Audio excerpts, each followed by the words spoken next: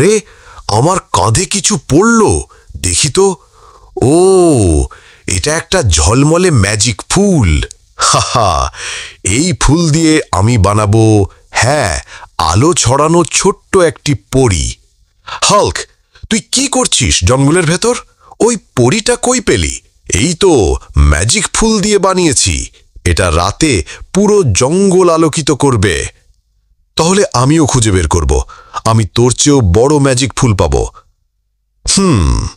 এটা কি শুধু একটা শুকনো ফুল? আহ, ভাগ্যটাই খারাপ। হাহা, শুকনো ফুল দিয়ে তুই কি বানাবি? শুকনো পরী নাকি? বন্ধুরা, তোমরা আমাকে সাবস্ক্রাইব করো, আমি আবারও জঙ্গলে গিয়ে বড় ম্যাজিক ফুল খুঁজে বের করব।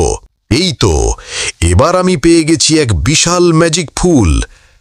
এই ফুল দিয়ে আমি বানাচ্ছি, ওয়াও, কথা বলা এক বিশাল বাঘ। বাহ, এই বাঘ তো গল্পও বলে, একদম দারুণ। হাহা, দেখেছো বন্ধুরা, সাবস্ক্রাইব করলে এমনই ম্যাজিক প্রাণী পাওয়া যায়।